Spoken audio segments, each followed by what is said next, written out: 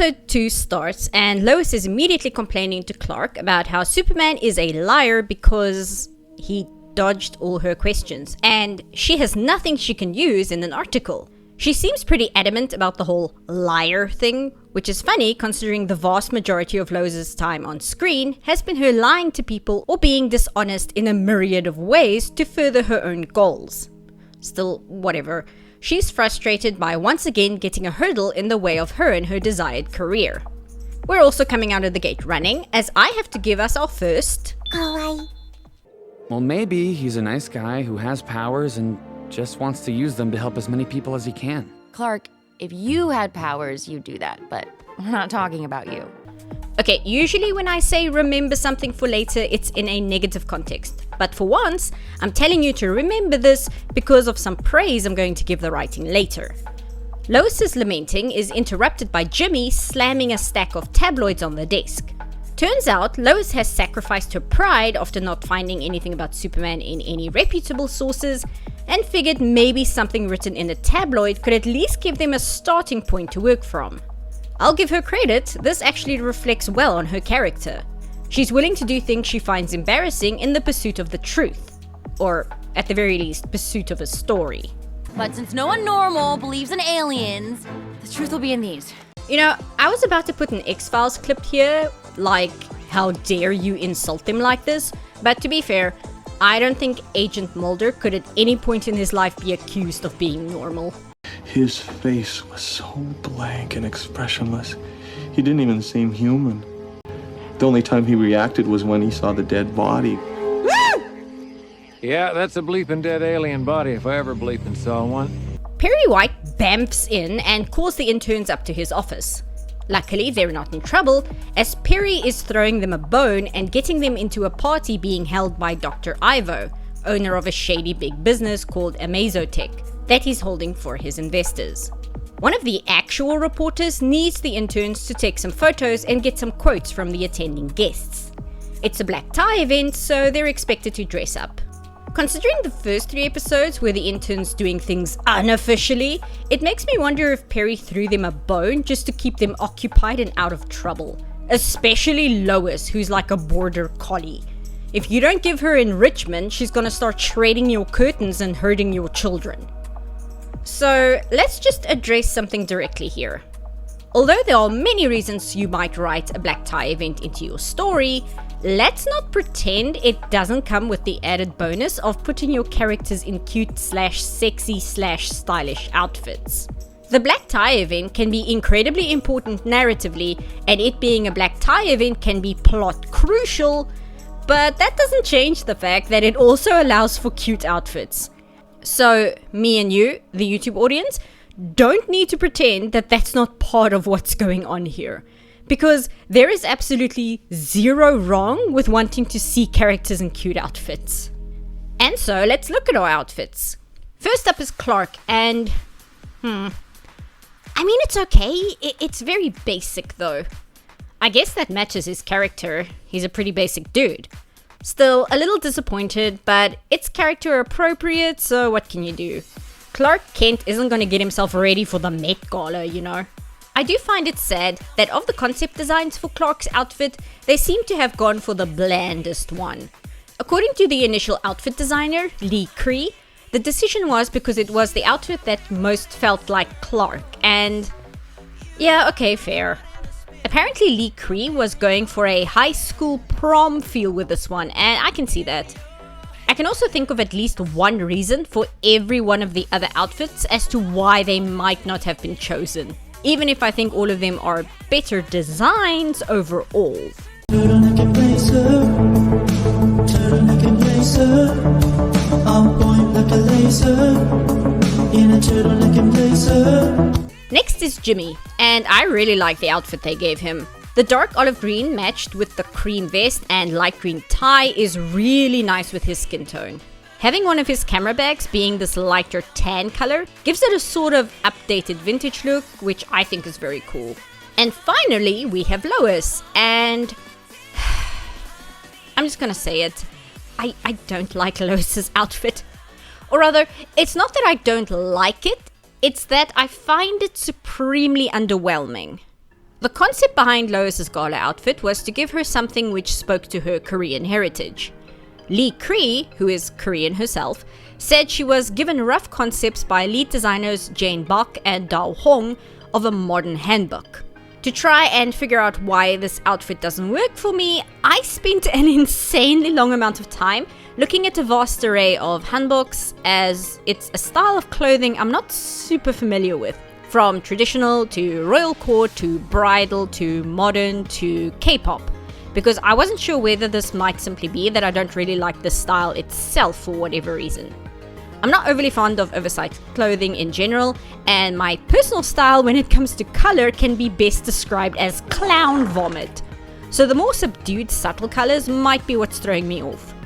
But in doing so, I found a good number of handbooks, both traditional as well as modern, which I think are very nice. So it's not the handbook inspiration that's underwhelming me. I think the main problem is, as I said, one of the biggest reasons to have a black tie event in your story, which might not naturally have one, is to give an opportunity for your characters, who in most circumstances would not be in formal wear, a chance to be put in cute outfits and look sexy. Looking good, Shepard. I did the best I could without a carapace or a crest. Your best has my mandible on the floor. Damn! And I think the disappointment in Lois's outfit for me is that it's not that different from her default outfits. The handbooks I saw while looking through images and videos all tend to have the same staples. Those being a jacket or joguri, which most of the time is cropped like Lois is wearing, the ribbons or goirum, and the billowing skirt or chima, which sits in something like an empress cut beneath the joguri. It's a very basic style and silhouette which can't be mistaken for hanfu or kimono. Traditionally, the chima is very long, but modern hanbok often have it cut shorter. I have no answers or clues as to why the lead designers for this show decided to go with pants for Lois instead of a skirt. So all I can give are guesses and assumptions, so please take this with a grain of salt because there is a good chance I'm incorrect here. But to me it feels like the development team reached an impasse. They wanted to give Lois an outfit for a black tie gala episode inspired by her cultural heritage as a Korean, and give her an outfit inspired by modern hanbok. However, the hanboks worn by women are specifically designed to be elegant and portray feminine beauty. And Lois Lane in this cartoon's defining feature is that she's a tomboy. Lois Lane's personality and character within this show would not wear a dress, nor would she portray herself as elegant or showcasing traditional feminine beauty. But those things are exactly what a hanbok, even a modern one, is entirely focused on. So you have these two incompatible concepts, and the development team tried their best to force them into some kind of harmony together. And the end results are Lois in a light-colored shirt, a teal joguri with red gorum, and some charcoal grey pants, along with some red traditional hanbok shoes. Lois's default outfit is a light-colored button-up or a cropped white t-shirt, a pair of charcoal grey jeans, an oversized green jacket, and some white shoes.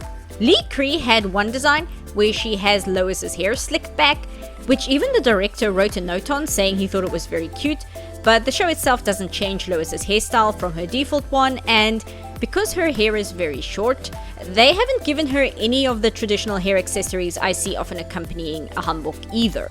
I think Lois's outfit is so underwhelming to me because simply it's barely different from what she usually wears. There's nothing exciting or new about it.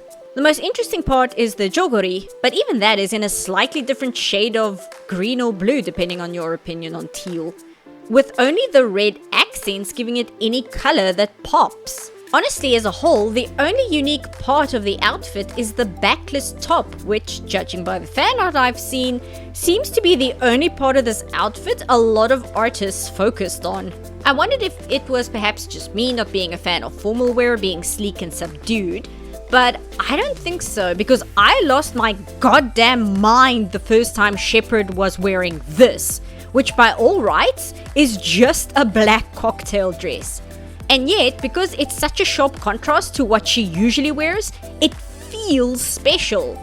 And I think this outfit for a gala episode just doesn't feel that special because it's basically just a remix of her default outfit. Anyway, when Jimmy knocks off the tabloids from the table, one of them falls open on an article about a miraculous flying boy spotted in Smallville. Clark rips the article out and stuffs it in his jacket pocket before Lois walks in. She and Clark blush at each other before they both stumble over their words on how this could possibly be a date? Before Jimmy interrupts them about how this is going to be an awesome night for 3 best friends. Kawaii. Jimmy, weren't you trying to wingman these two in the previous episodes? Writers, please. Jimmy being both the wingman and the buzzkill could work if you purposefully wrote him to contradict himself constantly, but this just feels like you are trying to use one character to serve 2 functions. Speaking of functions, Jimmy immediately makes for the table of food and drink because he has his priorities in place. Clark is ready to review the pre-written questions Perry gave them, and you already know Lois is gonna throw those out the window. Also, a moment of appreciation for Jack Quaid's voice acting in this part. Alright, Kat prepared questions for us, so I can take half and you'll throw them away. Okay, why? Anyway, I know I said earlier that Perry probably gave them this assignment to keep Lois out of trouble, but he just placed her in a room with a bunch of shady billionaire CEOs and politicians. He's put the border collie in the chicken coop. And Lois has absolutely no intention of asking fluff questions like who the most eligible bachelor of Metropolis is. So Lois drags Clark around the room thinking her hardball aggressive interrogation technique as an unskilled intern is gonna get her any result from the rich and powerful of Metropolis, who probably have to deal with more aggressive shakedowns on the elevators to work in the morning. It goes about as well as you'd expect. Clark tries to ask people some of Lois's quickly scrawled interrogation questions, but being Clark, is unable to even get the sentences out before he becomes flustered.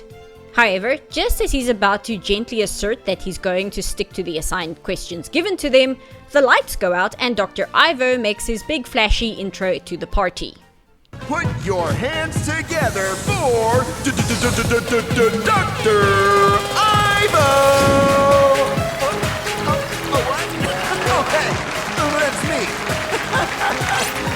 So Ivo is the Silicon Valley baby-faced boy billionaire who sounds like he's one ghosted dick pic away from having a complete meltdown. Speaking of which... Profit numbers are non-existent, Tony. Yeah, you can't vote me out of my own company, okay? I am a Mesotech. And you are broke, so listen to me. No. You listen to me. I'm not sure how I feel about Dr. Ivo's character. He's your stereotypical rich white boy with too much money and who is clearly unhinged and a danger to everyone because at his core, he is a mediocre man with too much power and not enough maturity type. Man, I want to put an Elon Musk joke here, but I don't even have strong enough feelings about him to take that punch. But that's more than definitely the kind of person this show has based Dr. Ivo on. Specifically because thanks to social media, we have seen more and more of the maturity level a lot of these CEOs and politicians actually have. And that's absolutely horrifying in the real world because they have legitimate power over so many people. But the thing is, I don't find Elon Musk and his ilk intimidating. I get frustrated by how much pull they have and their actions make me angry, but I find them so emotionally stunted and mediocre as people that they're just too pathetic for me to spare any stronger emotions on. So as a result, I don't really find the way Dr. Ivo is portrayed here as intimidating either. He's a character they literally just introduced and told us is super rich and the head of a company involved in making extremely powerful armor, but I don't find him particularly threatening. Because the first thing he does is act like a complete out-of-touch cringe lord on stage before he gets a condescending talking down to by a member of the investors group who is threatening to vote him out of his position as CEO, which causes Ivo to have a temper tantrum. Not a strong introduction to someone the show wants me to take seriously as a threat. Maybe I'm just cursed to make visual connections because it's what my brain is good at, but I can't help comparing Dr. Ivo, an extremely rich young CEO in charge of a massive tech company that pretty much makes everything and who has way more power than one person should have, to another extremely rich young CEO in charge of a massive tech company that pretty much makes everything and who has way more power than one person should have. One that almost has the exact same character design. That being Elijah Kamsky from Detroit Become Human. For the mountain of terrible writing in Detroit Become Human, Kamsky is not one of them. When Connor and Hank meet Kamsky swimming around in his pool full of imported Himalayan water or whatever, with the extremely uncomfortable gaggle of identical female androids, he acts confrontational, is extremely unhelpful in giving them any useful information on their investigation on the string of murders committed by androids, and then tries to coax the lacking in free will agent Connor to, disable one of his fembots with a bullet in exchange for information. Kamsky is a young, obscenely rich and obscenely powerful guy who's made his money developing tech, just like Ivo. Like I said, the two even look alike, although honestly this might just be the standard uniform for rich asshole. But please, compare the way Kamsky presents himself the first time he is on screen. Sir, we're investigating deviants.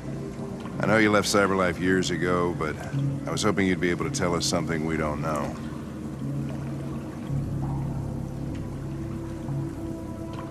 Deviants. Fascinating, aren't they? Perfect beings with infinite intelligence, and now they have free will. Machines are so superior to us. Confrontation was inevitable.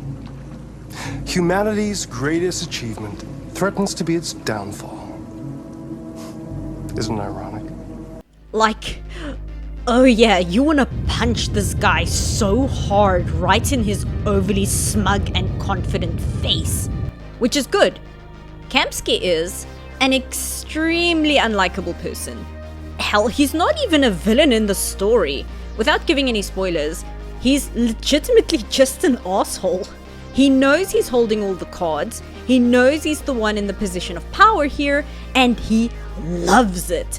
And he loves making people know he has the power here.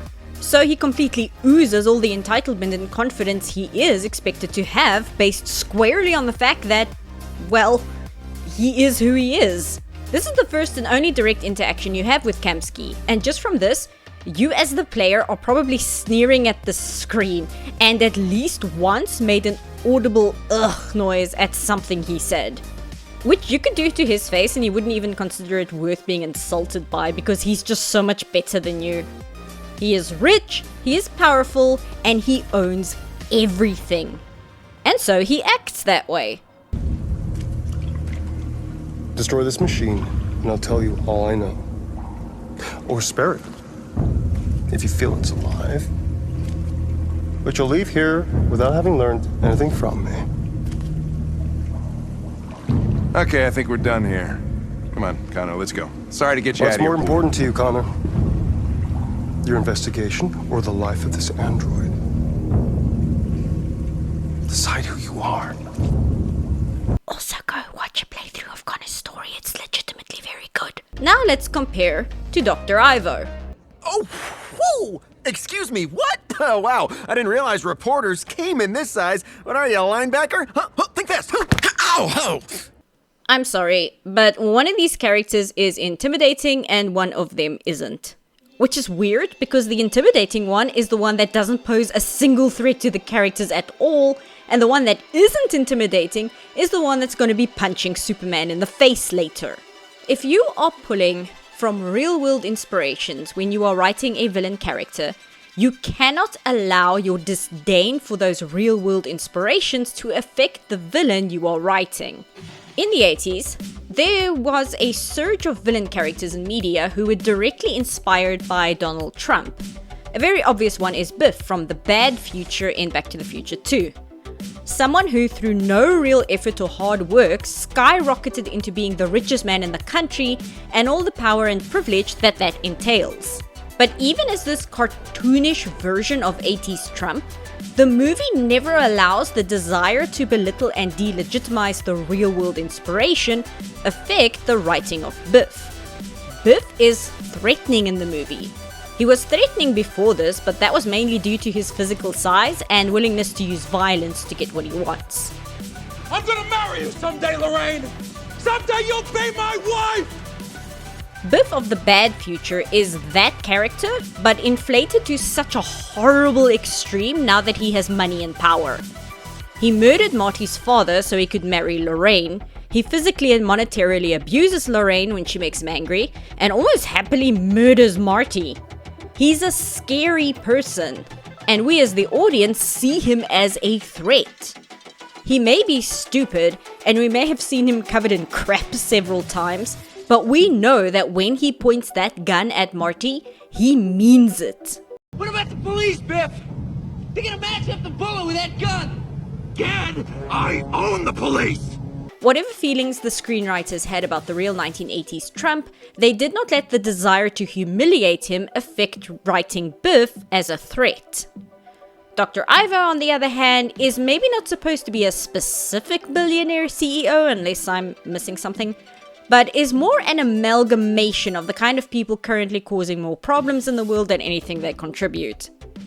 He's a straw man, and the writing of this show feels like it wants to humiliate him based on what he represents, by giving him this fragile ego who becomes bothered by the smallest instance of criticism, which hurts him in a villain role because the act of writing his personality this way kills any sense of danger.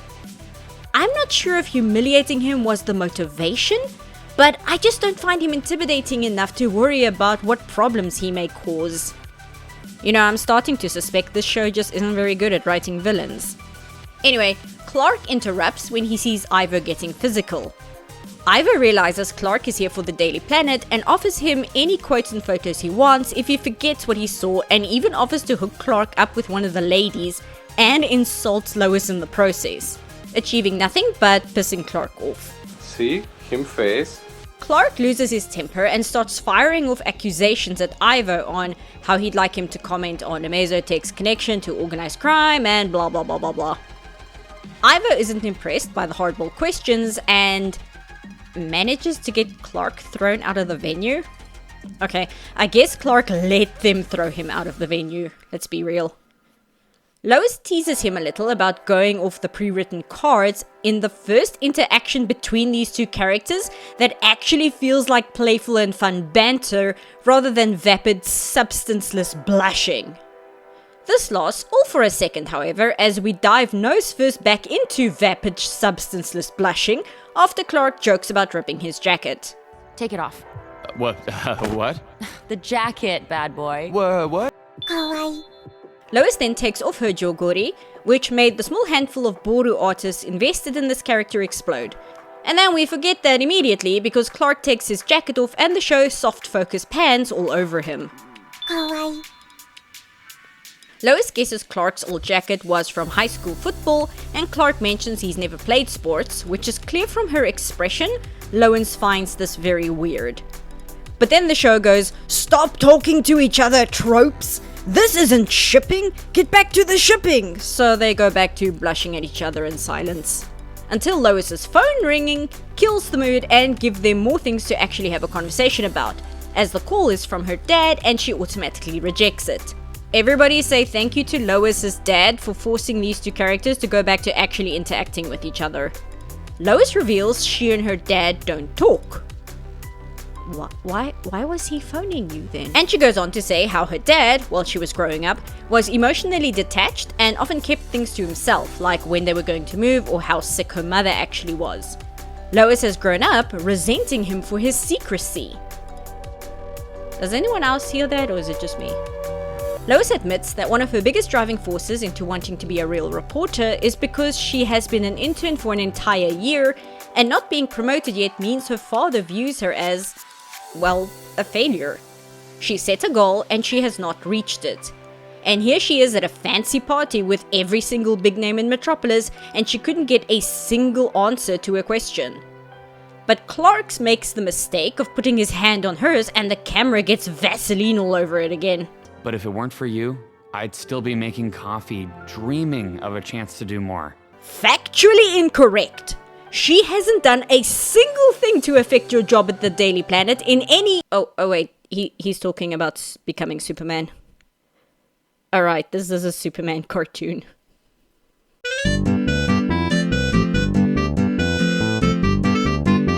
Anyway, Lois and Clark are having this intimate little heart-to-heart where she is giving some really intimate details about her life, and Clark prepares to out himself as Superman to her. But before he can say the words, Lois blurts out that this is all Superman's fault because she knows he's hiding something from her and she hates being lied to. Hypocrisy. A situation in which someone pretends to believe something that they do not really believe, or that is the opposite of what they do or say at another time. This kind of kills Clark's chance, and before any more conversation can be had, they hear a noise coming from one of the open doors leading to the stairwell and see a crying woman in a lab coat leaving a reinforced door which is glowing purple. Lois. I really want to talk about how badly this show is at writing romance, but I feel like I want to save it for the final episode, where we can then reflect back on every single instance and see this romance across the entire runtime. But I think it's a little ridiculous that we are on episode 4 out of 10, and we have had one scene of these two talking to each other about something meaningful that isn't work related, and we are on doki number what now? Listen, I'm here for a slow burn. I like a slow burn. But you have 10 episodes to work with, and we are on number 4. Perhaps if romance was the only plotline, this pacing wouldn't be a problem, but the romance between Clark and Lois only has so much screen time in between Superman, Clark wondering who he is, Kal-El, robot invasion flashbacks, introducing new villains every episode, fight scenes, and establishing the world building of this incarnation, as well as all the Daily Planet stuff. But like I said, we'll get into it properly later. Lois finds the mystery door locked, but Clark helpfully unjams it for her. Get that ooh shit off my boy's face! Inside the sealed off room, they find shelves upon shelves of the same tech the Intergang and Livewire had, as well as these purple glowing tubes filled with stuff in them. Before they can investigate further, however, Ivo and his assistant Alex are heard arguing. Ivo wants to show off his new tech, mostly to get the investors off his back, and Alex is trying to tell him that the tech causes severe aggression in short exposure and isn't ready yet. Oh my god! At what point did this seem like a conversation, Alex? When you started talking to me. I love it when villains are stupid in order for the plot to work. Poor Alex. More importantly, where Ivo was shown to recycle in front of his guests, in private he's shown to not recycle his plastics. The board's against me, the baby reporter humiliated me, but with this, I'll shut everybody up. You know, if he was actually wearing the steroid armor under his clothes in the original scene, I might have given his previous behaviors some praise as foreshadowing that him being so cringe was on purpose. But this just further cements why I can't take him seriously. I've already compared Ivo to Biff and Kamsky. Please don't force me to also compare his immature outburst to Shen, who did this so much better. I mean, I could, but I am desperately trying to keep this video some reasonable length of time, and using 3 comparisons just because I keep thinking of better characters is a bit much. Go watch Kung Fu Panda 2 and come back or something. Actually, at some point I should do a video talking about the insanely good character writing in the Kung Fu Panda movies. Get on with it. Yes, get on with it! Ivo ignores his long-suffering assistant's words of caution and uses this stage elevator thing to introduce Amazotech's newest, tech. I present the Parasite 1.0. Dude, I don't think calling your freaky bio armor Parasite was a good marketing decision. A guy who claims he just wants to help. But can we really trust a stranger to help us for free? Of course we can't. Okay, I like this part of Ivo's writing. This is actually using real-world inspiration and making it work for your story. Ivo cannot fit it into his worldview, the concept of an overly powerful person helping others, as he puts it, for free. The concepts of charity and altruism is so foreign to him that, in his mind, any person who has more power than others is eventually going to use it to subjugate people, whether monetarily or politically or whatever. And so the only logical course of action is to counteract the subjugation. This is, well, exactly how billionaire CEOs work.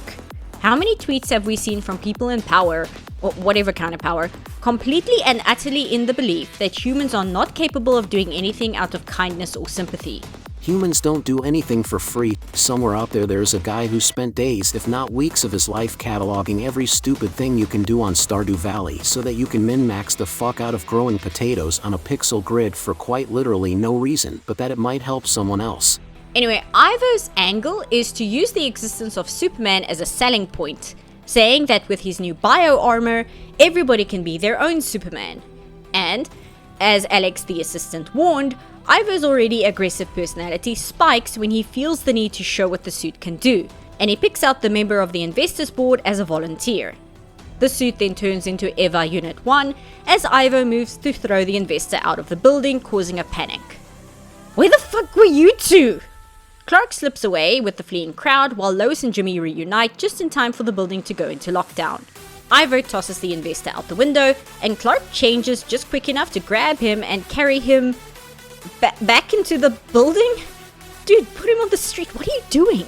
Alex! Turns out Ivo had planned for Superman to show up by pulling this little stunt as the perfect way to show off whatever Unit 1 can do. And then they fight! And if he tries to fight back, the suit absorbs that kinetic energy and redirects it! So the bigger they are, the harder you hit back! Okay, that is a fun tactic to play with.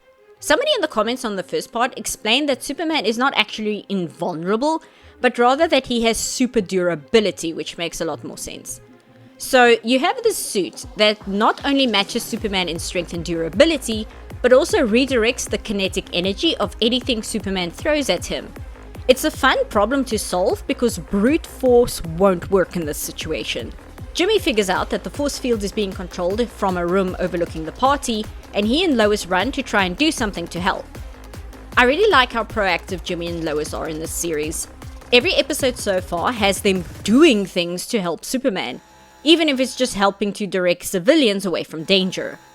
Rather than having the two of them just cowering in the corner or standing in brain-dead awe of how amazing Superman is, they're two regular people who don't have powers, but that doesn't mean that they can't have an impact on events and try and help. It's honestly one of the best parts of this show outside of Clark's character. Meanwhile, Ivo has started tossing the party guests around, forcing Superman to try and save them. And as such, forcing him to further engage physically, which allows Eva Unit 1 to drain him as the suit is powered by whatever it's fighting against. Like a solar panel that only works if it actively goes off to fight the sun. Wait, that's a terrible analogy. Lois and Jimmy break into the control room and Lois punches Alex in the face. Sorry, your life seems hard. Poor Alex. Let's pour one out for this insignificant side character who is definitely not important in any way.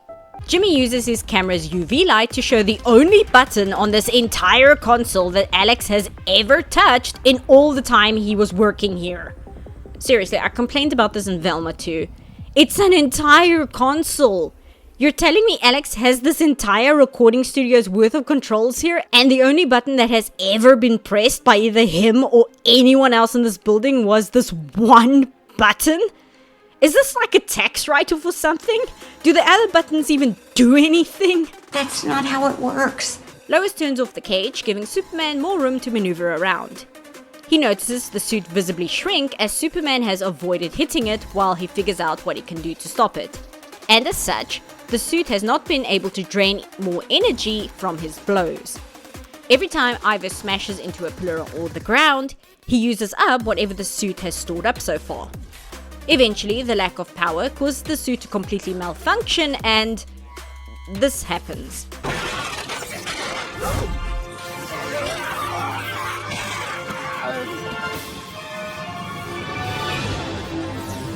With Ivo turned into a prune, the situation is under control and we cut to the EMTs who have shown up. Superman flies over to them since he needs emergency help. And then we get what is probably the best moment for Superman's character in the entire show. What's your angle? What's in this for you? Dr. Ivo, look around you. Is it that hard to believe that some people just want to help? Oh, beautiful. Ivo doesn't have a response to this and just kind of awkwardly gets carried away to the ambulance. It then cuts to Clark having met up with Lois and Jimmy again, running to the lab to take photos as proof of the tech, but the place has been completely cleaned out. A little while later, Clark is ranting to Lois about how he has to do something about this and soon because more and more people are getting hurt. She thinks he's talking about the story they're trying to write and tells him he's cute when he's being obsessive. This manages to at least stop Clark from spiraling. Lois wonders if this whole event really counts as a date or not. And Clark offers her his jacket, asking what she decided, and in response, she kisses his cheek. Kawaii. Sure, whatever. This is the first episode where they actually had any interaction, so if there wasn't so much vapid blushing before this episode, I would actually find this moment cute. Jimmy trots back over, happy with the shots he's gotten of this whole mess. But Lois and Clark walk off and leave Jimmy behind looking sad because this was the best night ever with 3 best friends. So, Jimmy has been pushing these 2 idiots into actually being more direct with the fact they're crashing on each other. And the second they actually do, he acts like, oh no, I'm the 3rd wheel and my 2 best friends will forget about me about it. Honestly, I get the impression the show itself doesn't know what to do with Jimmy when it comes to Clark and Lois's romance. He's the guy who teases Clark about thinking Lois is cute. He's the guy who pokes Lois for crushing on Clark. He's the guy who adds Clark to Lois's phone contacts and adds a heart emoji. But then he also consistently interrupts the various blushing sessions to, like, kill the mood, I guess. I don't actually know what Lois and Clark would be doing if Jimmy didn't interrupt them. The writers of the show have seen scenes in other media where 2 characters have their romantic tension interrupted by a 3rd character, usually just as they're about to kiss. But Lois and Clark have done nothing but awkwardly blush at each other and seem completely emotionally constipated and flat out deny their attraction to each other whenever confronted. Would they kiss in these scenes if Jimmy didn't interrupt them? I'm gonna guess no. If Jimmy didn't interrupt, one of them would have gotten so flustered they would have backed out on their own. So Jimmy serves no function except to, like, fulfill a specific trope that the writers have seen in other media. So Jimmy is the wingman, trying to push these 2 together because he's more aware than they are that they're crashing on each other. But Jimmy is also the oblivious mood killer who constantly interrupts any scene where the blushing goes on for just a little bit too long, who isn't aware he's interrupting a romantic moment. And now he's also the 3rd wheel who gets left behind because his 2 best friends are getting romantic. And as we all know, when you fall in love with someone, you automatically ignore all your other friends and family because the only thing you care about is the person you've decided to start dating and fuck everyone else. I hate the way people write romance. In a better written show, these different sides of Jimmy's character could be treated as conflict within him, allowing him to feel several different ways at once. But this show isn't actually interested in Jimmy's inner workings or how complex his feelings may be regarding his friends. Jimmy is here as a prop piece so Lois and Clark can pantomime various different romantic cliches for the part of the audience who is only here to have new Barbie dolls to ship together and don't care about things like interesting writing. They're just here to see 2 characters perform pre-written displays of romantic ritual. Why you boring me? I'm right. A practice which is perfectly fine to self-indulge in a fandom space. And if this style of romance is all you want to draw or write fanfiction of, then fucking go for it, man. That part of creation is for you and yourself alone, and your circle of weirdo friends, and nobody gets to dictate to you how you should draw or write things to make yourself happy. But this is a television show being sold to an audience expecting a certain level of creativity and proficiency in writing. Otherwise, we would be watching the various Hallmark movies that deliver nothing but indulgent romance tropes, which is what those movies are specifically designed to deliver. Jimmy could be a really cool character. There are a lot of moments in the show when he's able to break free from being a flanderized version of Sokka, or a tool to formulate Lois and Clark's romance, where he's really neat. He just gets underutilized so often, or like in this scene, used as a narrative tool which does not gel with other parts of his character and only exists to fill some vague checkbox of romantic story. It would be more annoying if his character had more of a presence, but he's pushed to the side so much in this show I can't even be frustrated by it. Anyway, back at the Daily Planet, Lois submits her story of the fiasco at Amazotech, finally confirming they do actually write articles in this show. She's about to leave when she notices the mess of tabloids on the floor and, while tidying them up, finds the one with the torn page from earlier. This drags her attention back to her conspiracy board. She wipes the entire thing and starts building her clues on Superman from scratch, going through the tabloids and pulling out various articles.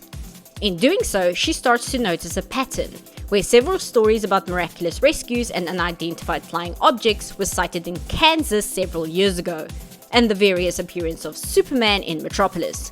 She's still frustrated as she can't find a connecting link between them, until she puts her hands in the pockets of Clark's jacket and pulls out the article he ripped out about the flying boy in Smallville at the start of the episode.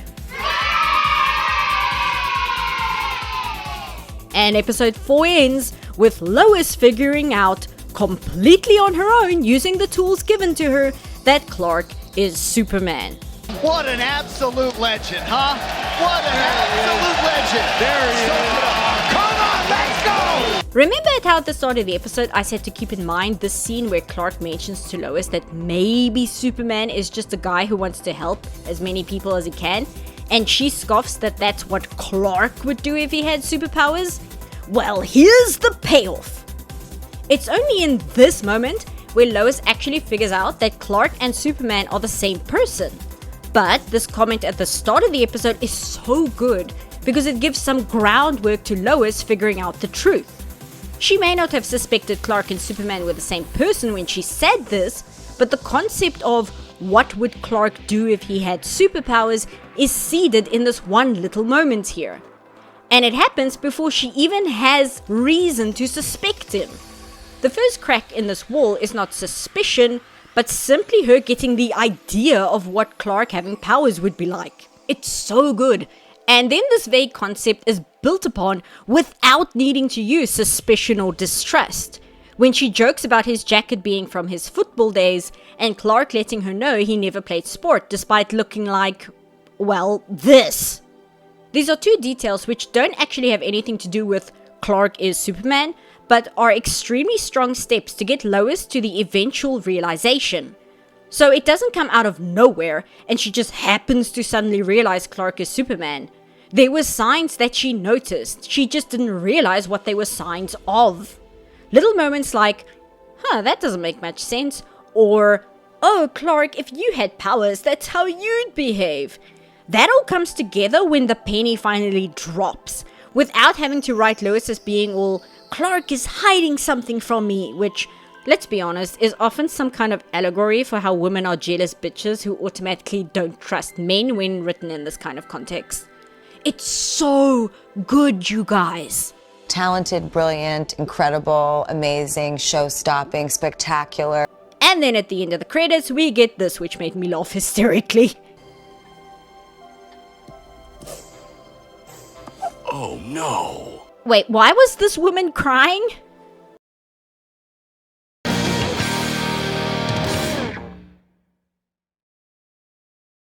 We start episode 5 with this gormless face, so already things are going well. Jimmy wakes up excited because apparently the trio have a scheduled camping trip / Bigfoot hunt. Is Bigfoot canon in DC? However, Jimmy's enthusiasm is short-lived when he realizes Clark isn't home. A little annoyed, thinking Clark went off jogging without him, Jimmy's day is already going downhill when his phone alerts him to a response video made to one of his Flamebird videos. So I guess this is less like YouTube and more like some weird mutant hybrid of YouTube and TikTok then, I think. I don't actually know if TikTok alerts you about duets and such because I don't have a TikTok.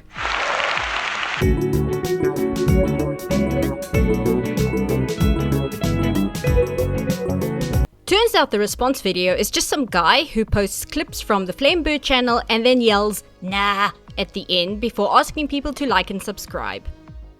The realism in modern cartoons is getting out of hand. After the intro, Jimmy phones Clark to ask him where he is and remind him of the Bigfoot hunt. Clark is more focused on the fact that he finally decided to tell Lois that he likes her. Yeah, buddy, I think she's picked up on that.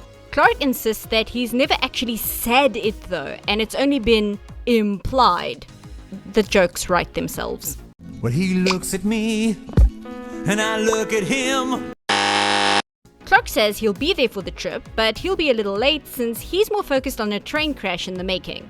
Lois calls Jimmy and confirms that she also remembers the Bigfoot camping trip, but is more focused on asking Jimmy to give an alibi to Clark's whereabouts on a set of specific dates and times. Jimmy comments he has no idea what she's talking about, and Lois explains that she wants to be 100% sure of something before acting on it, which, once again, big ups to her. Instead of just immediately confronting Clark for the drama, she's actually looking for confirmation before throwing around accusations. Jimmy comments he's just arrived at the office, and Lois asks him to cover for her before she hangs up on him. Jimmy's not having the best morning.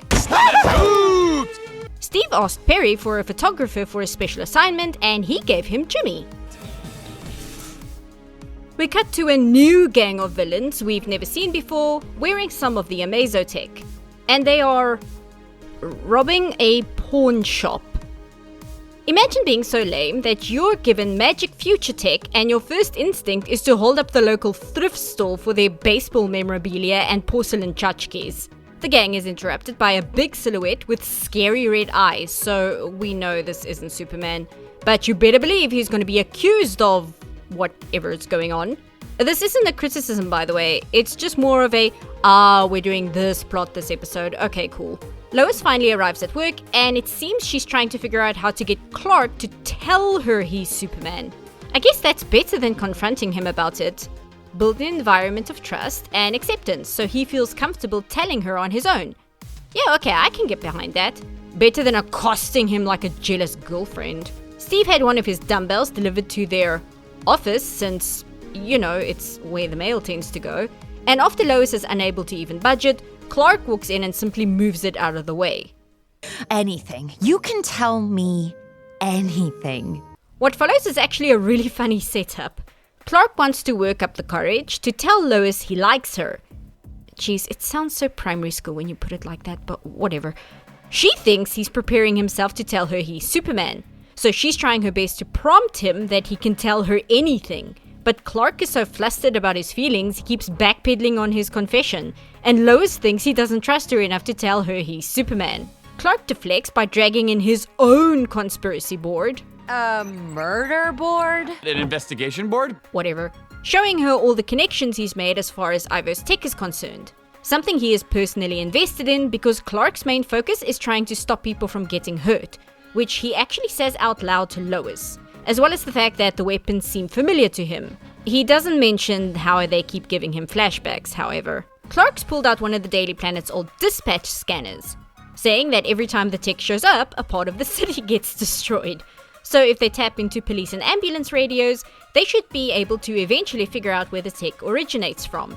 I thought we established last episode that Ivo is making them. I mean, he's not, but as far as these characters know, that seems to be the most likely source. They've just conveniently decided not to factor into the mystery that they were at a black tie party last night where they found a secret lab full of tech and witnessed an unhinged CEO unveil his latest armor, specifically with the goal to beat Superman. I mean, I might have considered that as the most likely point to start from in looking for the source, but I'm not an investigative journalist. Frustratingly though, the characters are right in looking for the source elsewhere, even though the facts the characters have are being cherry-picked by the writers to direct them towards the correct answer, when it doesn't make logical sense with the information the characters actually know in-universe. I have an idea. Let's ask Superman about them. I don't think he knows anything about them. But we won't know until we talk to him. Me, You and Superman in a room together at the same time. Why are your eyes like that? I have special eyes.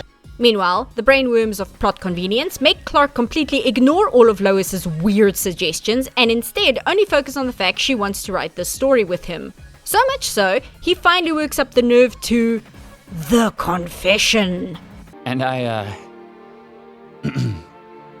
wanted to ask... units, reports of a runaway bus on Main. See, this is how you do an interruption to romantic tension. Clear goal on where this romantic conversation is going, anticipation, logical interruption from oblivious source that makes sense in universe. Was it really that hard? Anyway, Clark makes an excuse about bagels and runs off. All units, disregard. Superman, stop the bus. Where were we? All units, there's a mugging on 47th. Cream cheese! Lois decides she's gonna have to come up with a new approach. Meanwhile, Jimmy is being dragged along the streets by Steve, desperately texting his friends to come save him, but to no avail. I'm gonna be honest, I have a hard time focusing on anything Steve ever actually says when he talks. It's like my brain just fills with static. So somehow we get onto the conversation of how Jimmy is like Steve because he's a lone wolf or whatever. When Jimmy counters that him, Lois, and Clark are a team, Steve comments, "Oh yeah? Well, where were they for you this morning?" The bathroom for all you know? They're not the Midwich cuckoos, Steve. Calm down. Steve chips away at Jimmy's insecurities about his friends, who he's been wingmanning this entire time, until he manages to convince Jimmy he's also a Steve, aka a lone wolf, etc., etc. This scene sounds like it's dramatic as I explain it, but all of this is presented as comedy. Speaking of which, as Jimmy asks what exactly he's supposed to be shooting on his phone, it turns out Steve is the guy who's been making the response videos. Cut to a montage of Lois chasing Superman around the city using the scanner to track him, which just so happens to lead her to a garage being broken into, and she finally manages to run into him. Anyhow, Clark really wanted to talk to you and track down this tech, so until Clark can show up and ask you questions himself, I'm not letting you out of my sight. I mean, this is a bit of an escalation from I'm going to try and prompt him to feel safe enough to let me into that part of his life. Also, in handcuffing herself to Superman, she has effectively handicapped him from actually helping or saving anyone. I would complain about how this is an exceptionally shitty thing for Lois to do, and although it is if she had put more than 5 minutes of thought into it, Lois has been written very consistently so far as being perfectly happy to pull off really poorly thought out self-serving stunts. So although this isn't like a good thing for her to do, it's perfectly character consistent, so I don't actually mind it that much.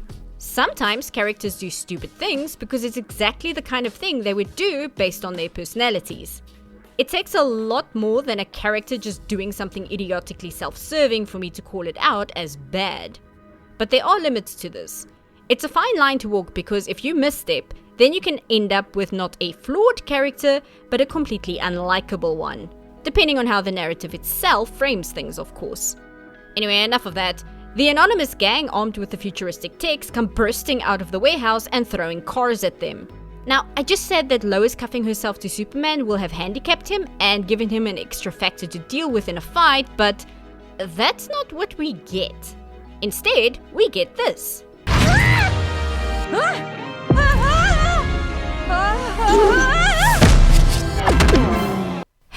Okay. Superman grabs one of the gauntlets off the gang to stop Lois's face from being turned into gumbo. And looking at it triggers another flashback. This time to a cornfield, a meteor shower, and this guy, who we saw in previous episodes working with Raiden. Also, I was informed by the tortured wails of fans in my comments that it's pronounced Raiden, not Raiden. My mistake. Sorry. This is the first time Lois sees Superman react this way and naturally becomes concerned. However, before any more can be said about this, they notice the leader of the gang's tech isn't working. They don't need to do much to subdue her though, since the rest of the gang have gotten the hell out of there, and seeing she's all alone, the gang leader begs for mercy, asking Superman not to kidnap her. We then cut back to Jimmy, whose days just keeps getting worse as he confronts Steve about being the guy who's trolling him. I don't think what Steve was doing counts as trolling, Jimmy. I don't think he was trying to provoke you, he was just churning out low-effort content. Anyway, Steve is weirdly elated to find out Jimmy is Flamebird and declares, "Great minds think alike," which I don't actually know what he's referring to. Does he mean making videos? I don't know, and frankly, I don't care enough to figure it out. Can you tell I'm not invested in whatever the hell this B-plot is? Jimmy is angry that Steve got him out here to record his video stream. Video stream? Who wrote this episode and how old were they? Oh, hold on.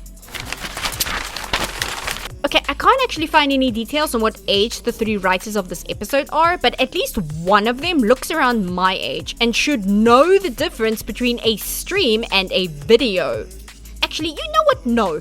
Even if you're some out-of-touch boomer, it takes one millennial to tell you a stream is live and a video is pre-recorded. It's not that difficult. You have a character with a fakey YouTube account as a main character trait and later on an actual plot point. You can't just ignore the technical differences of the career you chose to give Jimmy. It's embarrassing when you can't even get the most basic terms right. Ugh, this entire scene is so forced and clunky. I don't want to talk about it anymore, let's just power through this. I'm not like you, I have friends. Where were they for you when you tried to get out of working with me? We're not so different, you and I. People move on with their lives, and people get left behind. That's not what this is. We're a team, and my Sasquatch alarm just went off. Bye! Next scene. Back with the other two, they're interrogating the gang member to find out what she meant by kidnapping. Okay, listen up, bud. I hate 2 things: secrets and liars. Holy shit. Your job is to teach the interns how to scan things and make coffee. That's it. He kept me behind because he wants you to help me follow up on my stolen robot story. Really? Oh, he seemed pretty upset. Nah, that's just his face. Lois, you lied. I mean, technically, yes, but... Did you ask Mr. White if we could be in here? She definitely did not. Well, just a guess. Maybe he doesn't want you to find out all the secrets and publish them? Yeah, but he doesn't know that's my plan. You stole their badges? No, I borrowed them. Secretly, when they weren't looking. We're the Daily Planet Star News team! Can't grant human interest. Unless someone had the warden's keycard.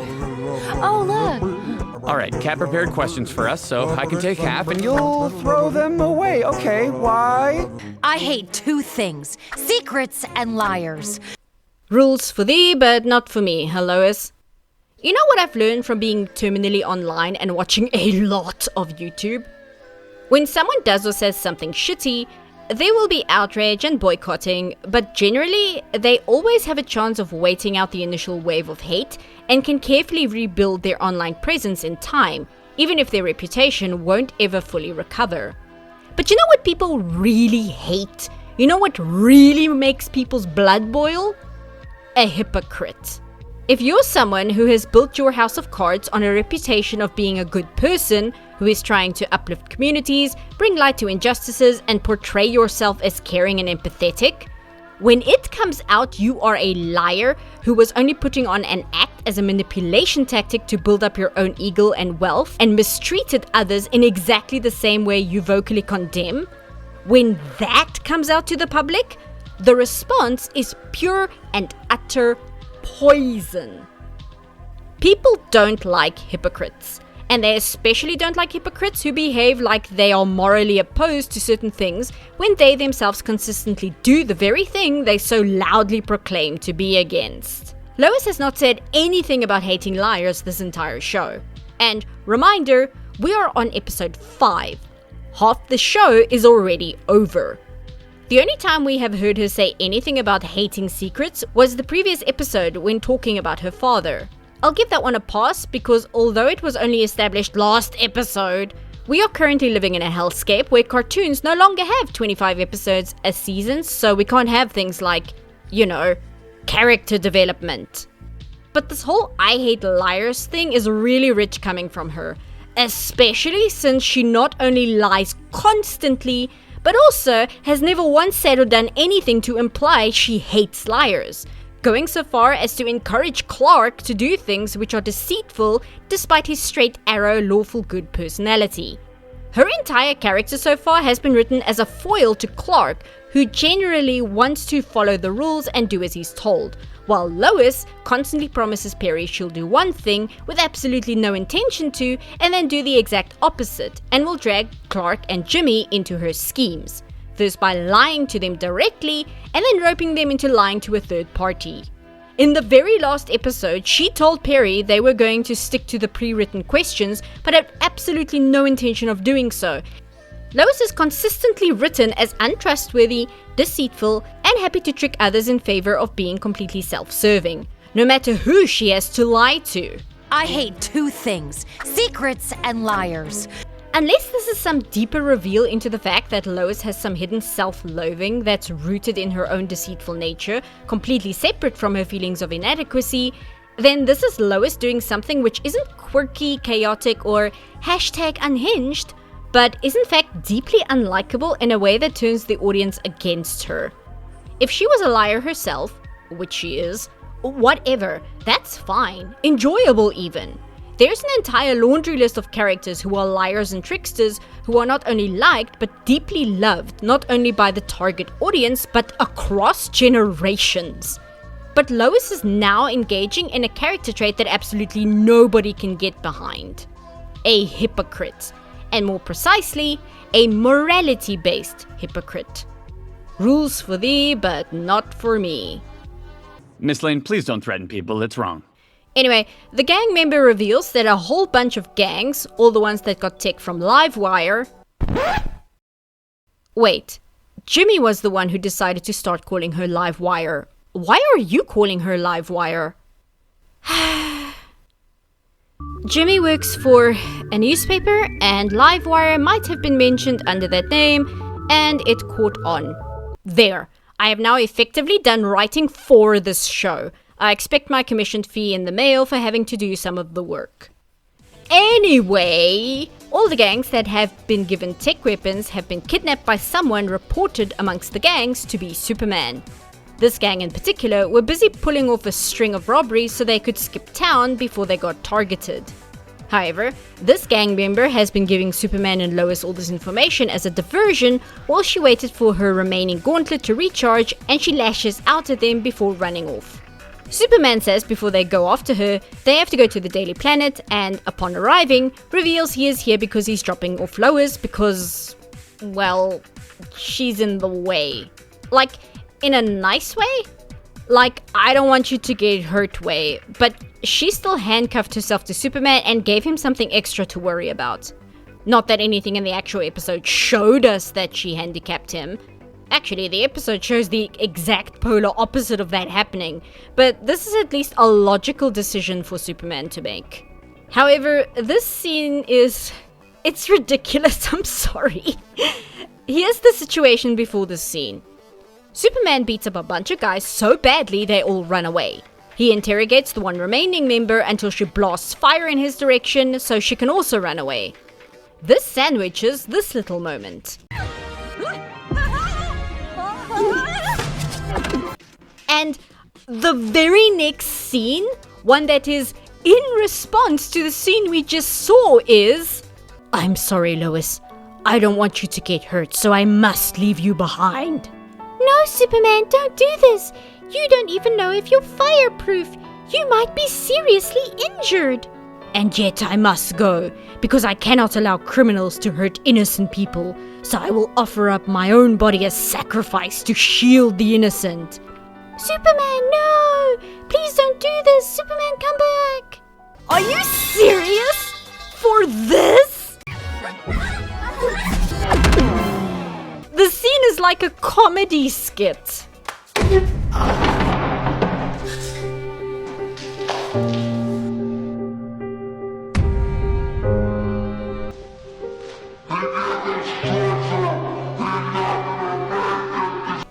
The gang leader runs off into the sewers, pursued by, I don't have a good analogy for who this looks like, but I'm sure one exists. And for some reason, the gang member is referring to this as Superman. Just Just go with it, this episode is held together by duct tape. Superman sees the explosion and flies over, and the gang member refocuses on firing her flamethrowers at him. This little skirmish is being watched by Raiden, wearing a power suit, and his superiors say that incorporating reclaimed tech has improved it, and they have a perfect opportunity to capture Superman. Raiden freezes the gang member, seriously, she doesn't get a name, before turning his sight on Superman, and his superiors call in 2 backup robots like the ones we saw in the first episode. Also, the dialogue remains stellar. Who are you? Oh, that's easy, Superman. We're the good guys. Unlike you blue-haired liberals, I don't have pronouns. They fight, and Superman notices this character... Superman notices Amanda Waller surveying the power levels and so on and so forth, and remarks, "This tech is yours!" He has absolutely no idea who this is, so I have no clue why he sounds so shocked about a random person he's never met before being the one behind the tech. This sounds to me like the voice director not directing Jack Quaid properly. I was gonna think how you could deliver this line in a different way to make it sound more like an accusation than confusion, but the way the sentence is written, it just feels clumsy. I don't know how you would deliver this line in a way where it's like, "You must be the one behind this," rather than, "You are the one behind this, random person I don't know." Also, yeah, it's Amanda Waller. I don't know a lot about Superman, but I know what Amanda Waller looks like. This show hasn't named her yet, but I don't feel like pretending I don't know who this is, so we're just gonna call her by her name. Superman wants to know who these people are and what they want, and the other person we saw earlier in the episode steps out and tells Superman to drop the act because nobody is around to buy his good guy routine. Superman recognizes him from a vision he had earlier in this episode. He doesn't explain anything though, and they go back to fighting, or more specifically, brutalizing Superman. Honestly, this is a good fight scene, and good for stakes. Apart from Raiden sounding like a try-hard edgelord, he can at least back up his lame dialogue. And this guy's voice actor is probably the best one in the show apart from Superman himself. He delivers the menacing, emotionless hatred very well. They fight, but a pillar from an overpass above them gets damaged, and this makes Superman angry. And he was mad and angry. No, you need to stop. People need help! Waller wants to take the shot and kill Superman while they have an opening, but the General, as she calls him, isn't prepared to sacrifice civilians. Waller mentions something about an upcoming 0 point and how they have to swallow the reality that they can sacrifice a handful of innocent lives now if it means preventing greater bloodshed later. However, the General pulls rank on her and Raiden retreats. Superman fixes the overpass and finds his attackers are gone, but they've left behind one of the robots. Superman just leaves it there for some reason. Great investigative journalism there, my guy. And flies back to Lois, who's anxiously waiting for him on the roof.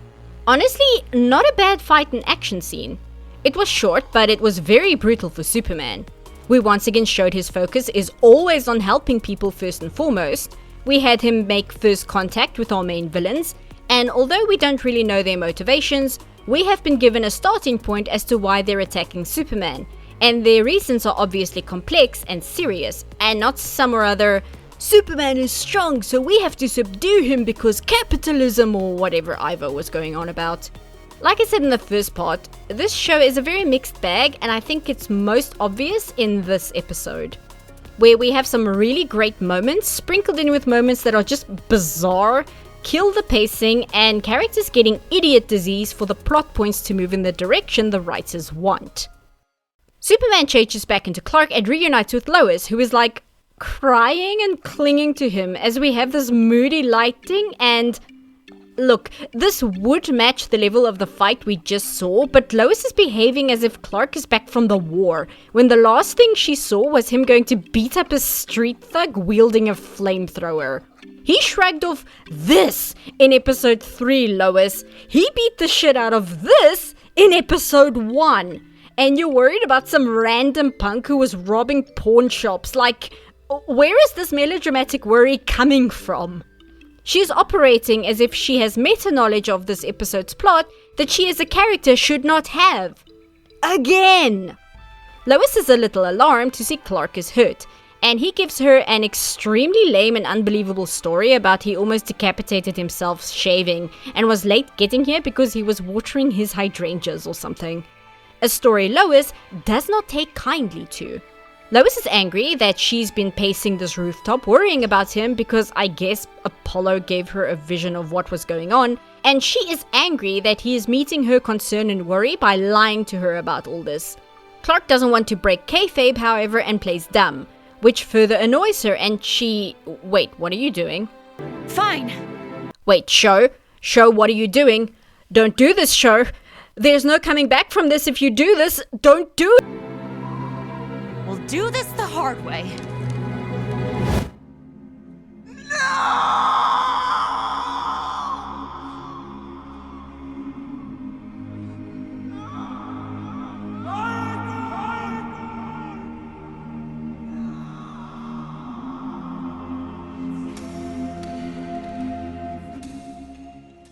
And just like that, Lois Lane's character is irreparably broken. Okay, let's talk about it. The scene where Lois throws herself off the building, forcing Clark into a situation where he has no choice but to out himself as Superman to her, appears to be the most polarizing moment in this show. I make a point of not watching any other reviews for a show I'm covering, so I'm not parroting someone else's opinion. But when I uploaded part 1 of these videos, almost instantly there were people saying either they were eager to hear what I had to say about this moment, or people who were already defending it. And this before I had made any implication, apart from this moment, to what my feelings on the scene would be. Not only does Lois pull this little stunt to force Clark into this situation, the narrative of the show itself points Clark not telling Lois he's Superman as a bad thing he should be ashamed of. It's not just that Lois did a shitty thing. If anything, I'd be fine with that if she's the one that's framed as being in the wrong. But the show as a whole will at the best never talk about this horrible thing she did, and at worst make it so that Clark was the one in the wrong for not trusting her. And it's because of this biased treatment by the narrative that it damages Lois's character. Characters we are supposed to like can do shitty things in stories. But what sells a character we like doing something terrible is how the character themselves, as well as the narrative and world surrounding that character, treats the bad action. People always talk about giving characters flaws or they'll become uninteresting, unrelatable, and unlikable. But so often do I see people give their character flaws like the all-popular, "she's really clumsy," which frankly I don't count as a flaw. Being clumsy is something completely out of the character's control and isn't something that could ever be blamed on the character themselves. This is why it's so often used as a quote-unquote flaw. People think it's a cheat code to avoid making a Mary Sue, so they give their characters flaws without actually having to hold their characters accountable for their actions.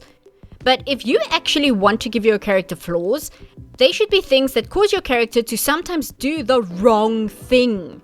For the characters to make an action or say something informed by what their personality is and what the circumstances have pushed them to. Otherwise, it's not a character flaw, it's just a debuff to avoid criticism. I recently rewatched Ratatouille. Around the third act, both our main characters do things specifically to hurt or punish the other person. Linguini, who is busy letting the fame of being a famous chef get to his head, starts underappreciating Remy. This causes Remy to feel undervalued, causing him to lash out. In response, Linguini loses his temper and tells Remy that Linguini is more than his puppet, leaving him in the alley behind the restaurant. This is where Remy reaches his breaking point. Having been underappreciated and misunderstood by everyone in his life, in a moment of anger and feeling spiteful, Remy lets his family into the kitchen to steal food. Something the movie has repeatedly taught us is not only a really shitty thing for him to do, but it also goes against Remy's personally held morals regarding stealing and the treatment of food and ingredients. It's a bad thing Remy decides to do for spiteful reasons, specifically to hurt his friend. But at no point does this bad action make us hate Remy or turn against his character. Because the movie's narrative clearly portrays this move by Remy as not only being wrong, but that this is Remy throwing away his personal beliefs and stooping to the low he's been trying this whole movie to rise above. Tell Dad to bring the whole clan. Oh no, Remy. This is gonna be bad. Oh no. Remy. This is one of those moments where you just want to be like, Remy, I'm not mad, I'm just disappointed. At no point do we hate Remy for this moment. We like Remy, and this moment only causes us to lament him betraying his own morals, and desperately hoping for the moment he tries to make it right and fix the mess his actions have caused. Because the narrative world, other characters, and story as a whole paints this action as a bad thing to have done, we still like Remy. But when Lois throws herself off the building to force Clark to tell her a personal secret for no reason other than she feels entitled to it, instead of the show moving forward and showing how Lois's actions here has harmed her friendship and potential romance with Clark and leaving it up to her to mend the fallout, the show continues forward as if all that happened was Clark admitted to lying while never again focusing on how Lois forced him to tell her. Also, I don't understand how you're an openly queer creative team and you write a scene where one character forces somebody who is still figuring themselves out to come out to them through manipulation and then still act like the entitled person who forced their friend to out themselves should be seen as quirky and #chaotic, and that we're supposed to find her endearing. I don't know how you proclaim yourself as a queer person and then you write a scene like this without any self-awareness. That's crazy to me. However, the obvious analogy is not why this moment for Lois is so bad. It just adds an extra layer of confusion.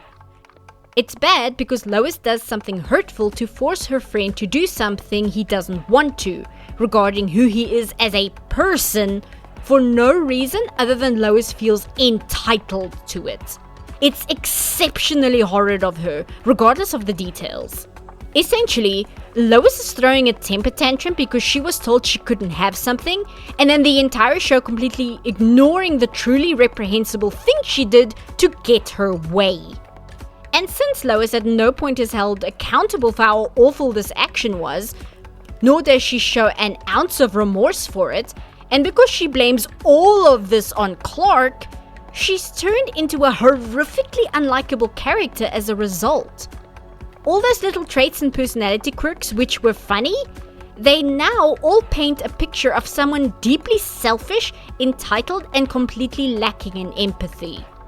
Remember how she apologized to Clark for lying to him and potentially putting him in danger in episode 1? Remember how she recognized immediately that her actions were unfair, selfish, and she was the one in the wrong? This scene is 1,000 times worse than what she did there, and yet here there is none of that accountability. Not by her, not by the other characters, and not by the story itself. So how am I supposed to like someone who does something like this to her friends? I was told by someone in the comments, a lot of people are saying Lois is actively abusive towards Clark and comparing her to some other female character called Amber in The Invincibles. I wouldn't know, I don't watch The Invincibles. But even without context, no, Lois isn't abusive. Abuse suggests long-term conscious effort to break down another person. Lois is just horrifically selfish, and her actions as a whole are self-serving in terms of her career, not as a game of power dynamics where she's actively trying to dominate Clark. So no, it's not abusive, it's just a character doing something horrible and never facing any kind of accountability from the narrative or the other characters because the writers just really loved chaotic, unhinged Lois who's willing to throw herself off a building without giving any thought to how this #quirky moment affects things. But yeah, at the end of the day, she's still the same Lois Lane who throws herself out of skyscrapers to force Superman to tell her that he's Superman. I don't care if this is some other callback to Superman 2 or whatever, it was bad there too. However, notice how this clip is played for comedy, and also Lois is immediately punished by the narrative for trying to pull the stunt. It's a shitty thing for Lois to have done, and she should have been called out for it and made to realize how awful this is. But she never is, and as such, I cannot force myself to enjoy her character after this. You kept this from me, and I'm your... I don't know what we were going to be, but that's all over now. Fuck my life, Dale. Fuck my life, Dale. Oh, also, then Jimmy gets kidnapped because both Lois and Clark completely forgot about him due to their situationship.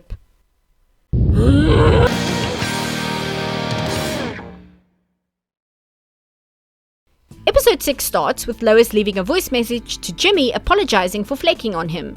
Glad to know she still has some ability to be accountable. I'm so sorry for standing you up, which was completely Clark's fault. Never mind. Speaking of Clark, he shows up just as she's about to leave and Lois tries to slam the door in his face. I'm gonna have a conniption this episode, aren't I? Clark, however, manages to get Lois to listen to him by telling her Jimmy is missing.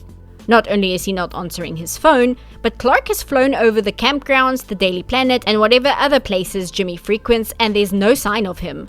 So he came to Lois for help, saying she's the best investigator he knows. I don't think this should be taken as such a high compliment, however, because the other investigators he knows include Steve. Let's get one thing straight. I'm doing this for Jimmy, not you. Cool. Thanks, Lois. Glad you haven't forgiven Clark for you jumping off a building. Lois and Clark go looking for Jimmy in the woods. I will say the backgrounds are very nice in these scenes.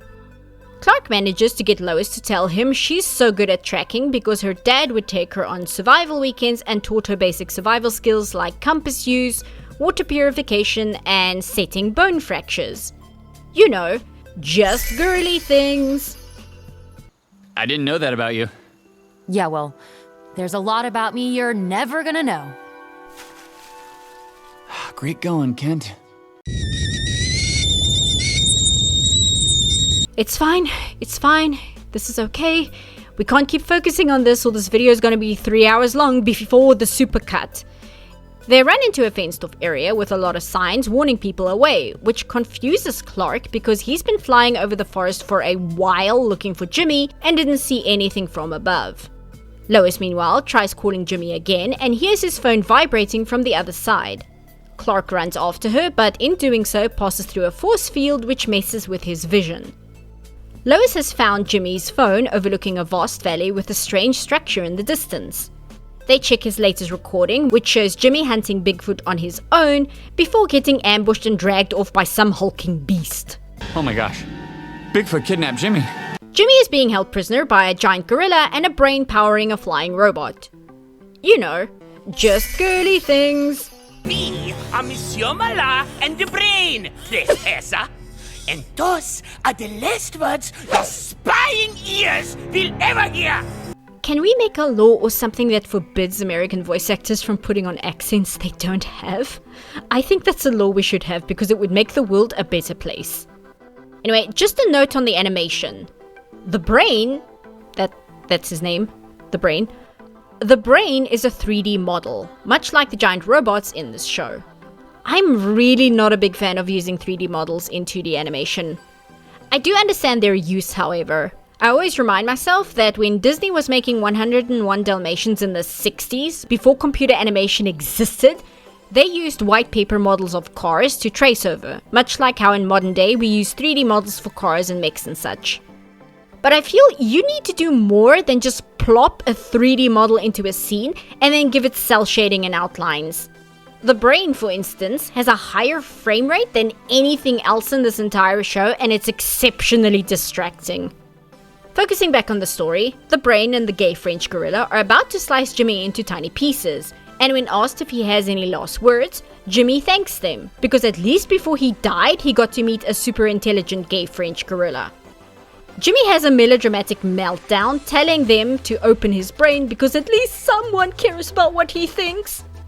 Hats off to the entire tone of the scene. They could have played this as actually intimidating or scary, but if you're gonna hit the audience with a flying robot brain and a gay French gorilla, you can't make this scene something that should be taken seriously. Might as well fully commit to the insanity, and I for one couldn't be happier. You seem troubled by something. Would you like to talk about it? What? 10 out of 10. Back with Lois and Clark, they stumble upon a rather grim scene of what looks like an army invasion, which it did not work out well. Clark mentions the army appears to have melted, but I don't see any visual evidence of that, which bothers me because don't promise me weird fucked up Philadelphia experiment visuals and not show them to me. Oh, well, I guess this guy's kind of fused with the tree. Okay. Anyway, Lois recognizes the name of this place, Cadmus, because Jimmy has mentioned it in his YouTube videos. I'm still calling them YouTube videos. Look at this layout. This is a YouTube video. Also, Jimmy refers to this place as Area 52, which I'm not going to Google. I'm just going to assume is a real DC thing because it 100% sounds like it would be. Feeling bad hearing Jimmy hype them up as his two best friends when they absolutely flaked on him yesterday, Lois asks Clark if Jimmy knows about him, and Clark says no. When she asks why, he doesn't want to answer, so she demands he tells her because she's tired of him not answering her questions. I don't want to talk about this right now. Then when? When is a good time for the truth with you? Lois, I've told you more about myself than I've ever told anyone. You already know I'm Superman. What else do you need to know? Did you lie about your feelings for me? Everything you said to me, what? Was it all just a cover for you? Wow!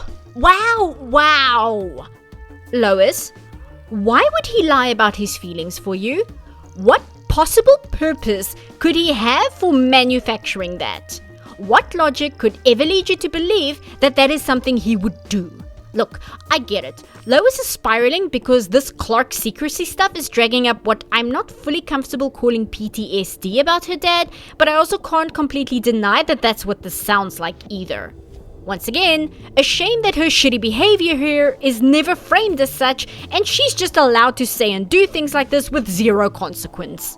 Clark asks her, sounding deeply hurt, how she could think he would lie about liking her just as some extension of disguising his superpowers, which doesn't make sense in this version of Superman since Clark is the real person, not the disguise.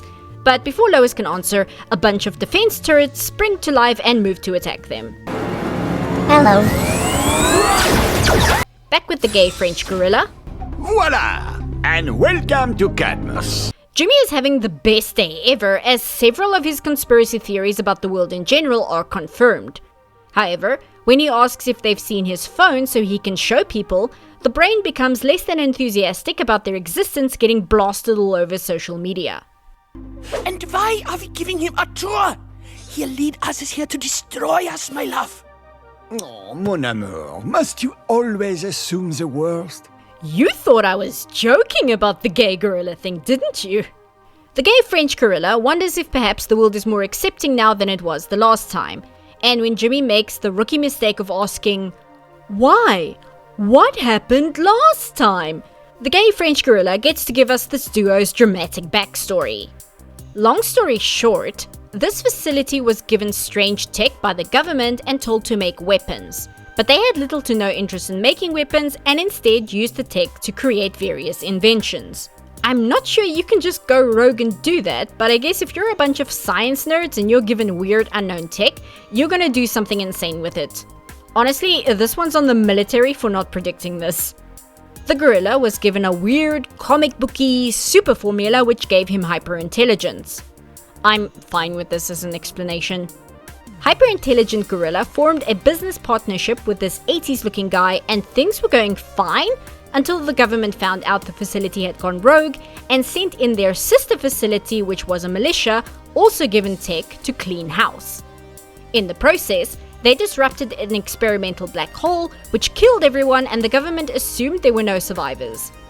80s guy lost his body, whatever that means, and now the two of them live in the abandoned labs, using the tech to hide this place from the rest of the world. Do you think we can watch this show instead? I know how it feels to be abandoned by people who are supposed to support you. Jimmy, shut up. Your two idiot friends flaked on you on one camping trip. It sucks, it wasn't nice of them, you're gonna need to talk to them about it, but this guy is an exposed brain in a floating robot. These two things are not comparable.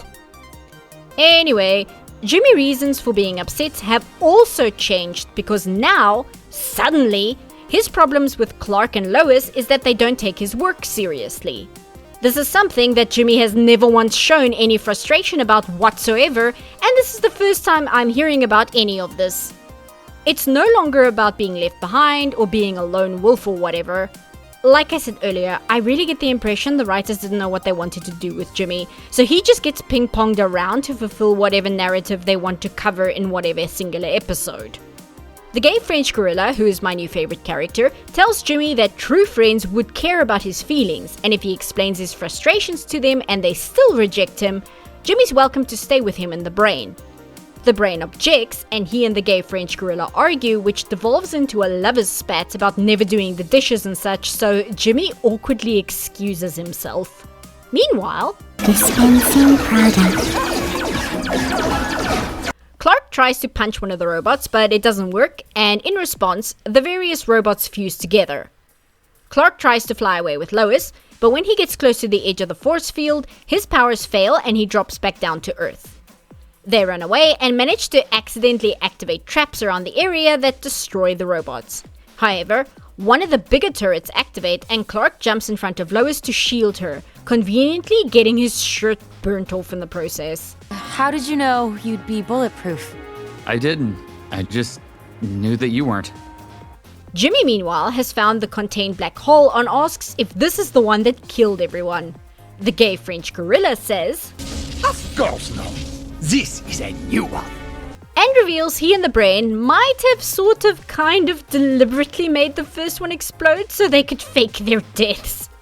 To be fair, they're not planning to use this black hole to kill anyone, but they want to stabilize it so they can create a wormhole to another dimension where the two of them can live without fear. Clark and Lois show up, and after Clark rips open the doors, the brain kicks him out of the doorway and another fight is about to break out until Jimmy intervenes. This scene in any other context might have really bothered me, as Jimmy goes on to explain these are his so-called friends who forgot to go on one camping trip with him. But this scene is saved and made enjoyable by one crucial factor. It's actually funny. Oh, the bad ones. Honestly, I think these two characters, despite the incredibly awful fake accents, are the best thing that's happened in this show. Clark deeply apologizes for letting Jimmy down and feels that everything that has happened in the last two episodes, most notably Lois throwing herself off a building to coerce him into outing his identity to her for no reason other than she feels entitled to it, has taught him it's important to be honest and open with those he cares about most. Clark, I know you're Superman. This is not a big reveal. You can tell this episode is actually enjoyable because so many lines are written and delivered so well. I'm having more fun playing clips of what actually happens than I am writing snarky observations. Also, I like that this puts into context why Jimmy phoned Clark in episode 2. It's some really good foreshadowing that Jimmy already knows. However, I also want to point this moment out because I am not going to shut up about this. I didn't say anything because it seemed like a sensitive subject. So, I thought that if I waited, you would tell me when you were ready. And then Lois does this. You've known this whole time? Why didn't you tell me? Lois, I swear to God, I'm going to puree you into a fine paste. Do you ever get so deeply infuriated by the things a character says and does that you don't even really know how to articulate it? Because if you tried, it would essentially just devolve into you screaming at the screen in a fury and thereby sound like an angry, shouty YouTuber. I already explained how Lois's actions in the previous episode have broken her character, but in this episode, following that action, it just further tears whatever likability she had apart. She's on thin ice for pulling this, and now, instead of trying to make up for doing something terrible, instead, we have her throwing a tantrum because Jimmy didn't out Clark to her. This directly after we see Jimmy handle Clark's identity he's still trying to come to terms with the sympathy and care it deserves. And instead of having a realization about Jimmy's more mature way of handling this, Lois instead throws a hissy fit because Jimmy kept it a secret from her. And Jimmy's mature and sympathetic way of giving Clark the time he needs is completely thrown into the garbage, as Jimmy then gets super offended and angry at Clark for telling Lois before Clark told him. Hold up! You told Lois before you told me, your best friend? Fuck my life, Dale. Clark tells the two idiots he calls friends that they have just been chased through a forest with his powers on the fritz while getting shot at by robots, so maybe everyone should just calm down. Which prompts Brain and the gay French gorilla, who have been eavesdropping, to ask, wait, what robots? Cue the robots attacking again. There you are. They duck into the facility for cover, and the Brain mentions where the robots are from, which doesn't make sense when he just asked what robots. But the fake accent is so awful here, I'm not completely sure what bro is saying. The Omax! They're from Task Force X, the original kill squad! The gay French gorilla hits a panel on the wall, and a bunch of mutants in power armor show up to fight the robots. So, we got bored hiding like 1 year in and made a bunch of mutants, okay? I'm not joking, these two are objectively the best thing to happen in this show. Also, we never see these mutants again after this moment. Anyway, pew pew pew, retreat to the black hole room, start punching in numbers to do a thing, I guess. Of course, none of that is what the show thinks is important, and Jimmy and Lois have to badger Clark about why he refused to let them into a large part of his life. Clark says he was scared to tell them because all he ever wanted in life is to be normal. It makes sense within universe, but the whole I just want to be normal concept when applied to Superman, it just feels surface level and I don't find it particularly interesting. Stories that focus on the nature of existence, self-actualization, the carving of an identity, and the personal growth of a character are my absolute favorite stories of all time, even if it's not the main narrative. But the use of, I just wish I was normal, in the way it's used here, so often never leads to any deeper introspection or more interesting discussion about personal identity. A story can have its overarching narrative be one of wanting to disappear within the crowd of normality due to the unwillingness to accept that which inside ourselves is other. And those kinds of stories are my bread and butter. But to have a character just flat out say, I wish I was normal, just kills any exploration of wanting to be normal as an overall theme. It's telling, not showing. And it results in the cookie cutter response from Lois and Jimmy of, we like you for who you are, which kills any possibility of deeper and more intimate discussion between these characters, without even delivering any kind of catharsis for us the viewers who might be invested in seeing that unconditional acceptance between friends.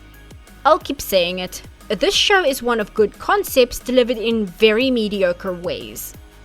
Lois gets one last, we just want you to be open with us, while still not having to face any accountability for forcing Clark to be open to her by putting him into a situation where his only other choice was to let her die.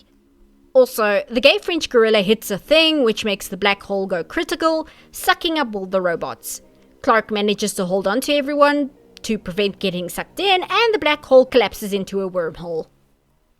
Lois forgives Clark for her jumping off a building, and the two best characters in the show say they must leave this world since the force field that was keeping them hidden broke when the black hole collapsed. The Brain points out to Clark that the General obviously found him since the mechs woke up after he stepped into the vicinity, which explains this moment here. The Brain also gives us the name of our main antagonist group as Task Force X.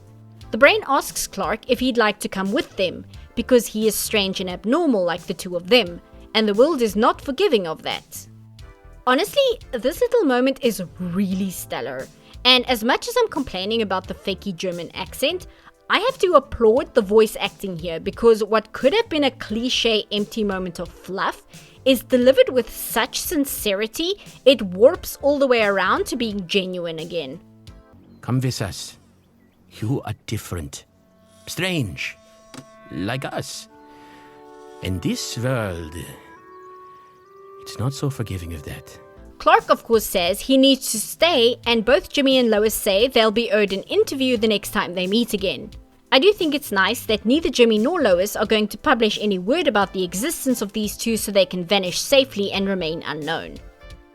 The gay French gorilla and the brain enter the wormhole and are never seen again. I have no idea what happened to the mutants they created. I assume they got sucked up by the black hole along with the robots, although there's no visual evidence of that.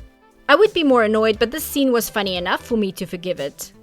The final shot of the episode takes place an unknown amount of time later and shows the General investigating the area as the robots had pinged Task Force X when they activated. Also, the General has kidnapped Ivo and gives him access to the labs because both of them want to destroy Superman. The end. These 3 episodes really showcase how drastically this show can ping-pong between being pretty good and really bad. And I think that's honestly the worst part of this show as a whole. There are countless of different ways a piece of media can be bad. The popular opinion is that the worst kind of bad something can be is boring. Because if something is terrible but unintentionally entertaining, then watching it can still be a great experience. Whereas when something is boring, it just drains your energy and leaves you feeling hollow and frustrated.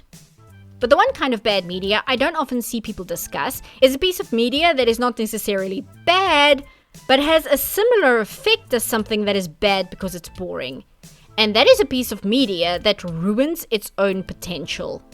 I've never watched an episode of Miraculous Ladybug, but for the past week, I've been listening to a few videos explaining why the show is honestly pretty terrible.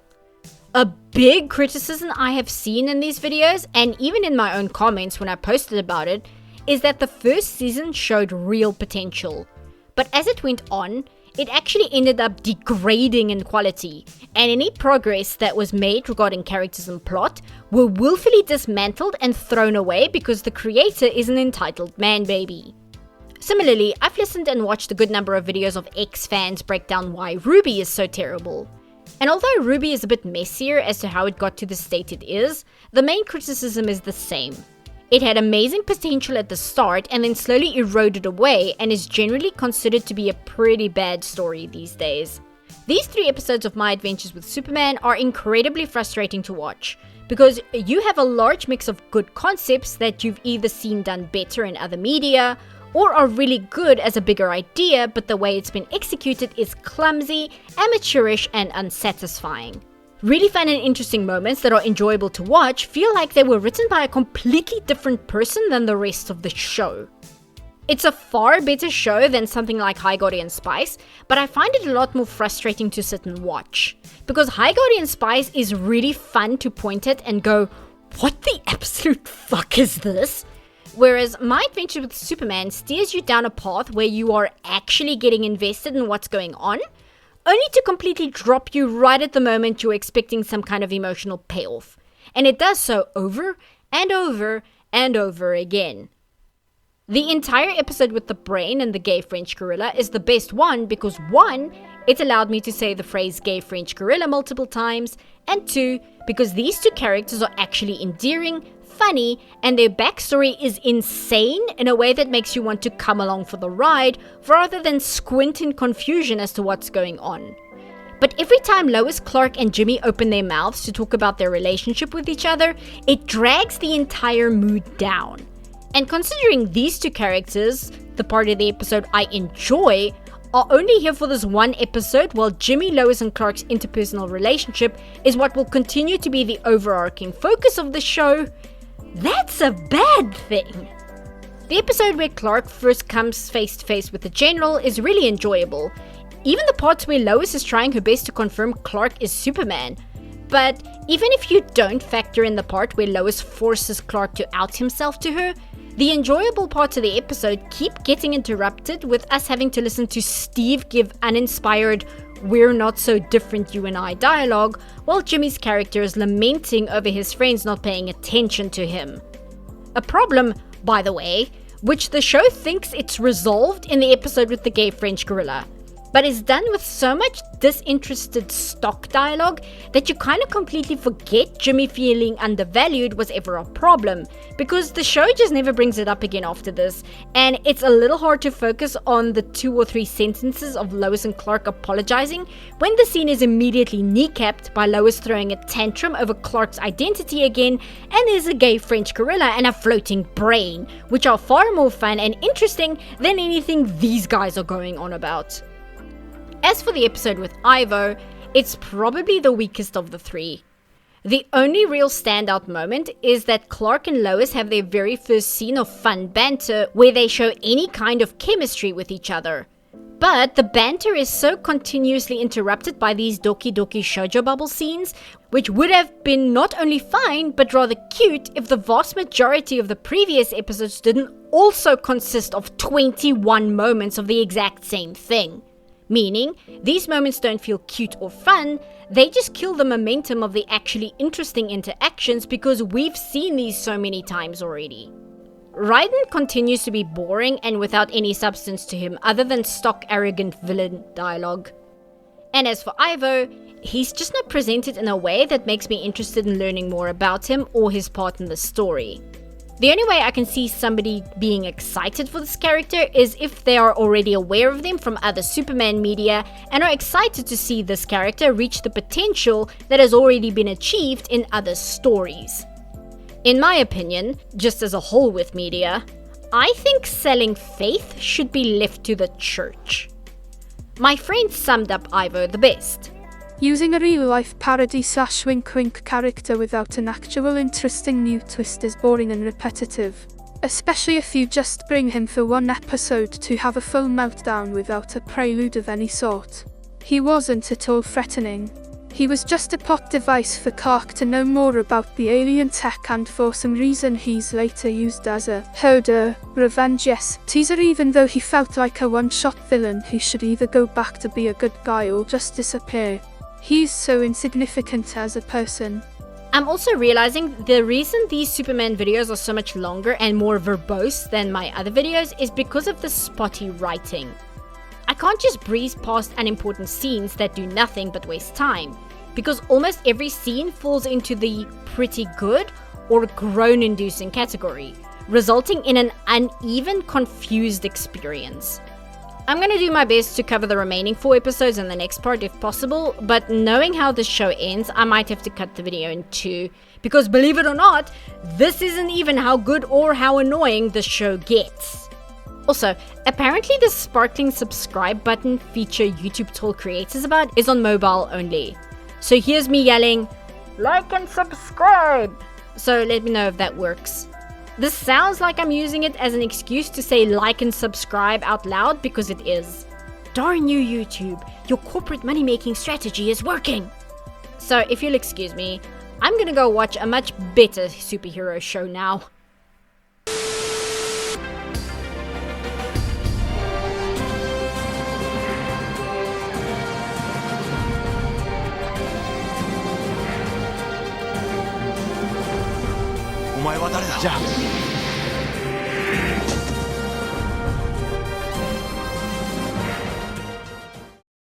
Special thanks to top patron supporters Trey Windenall, Fulong Cool, Catharsis939, and me and my Gaster.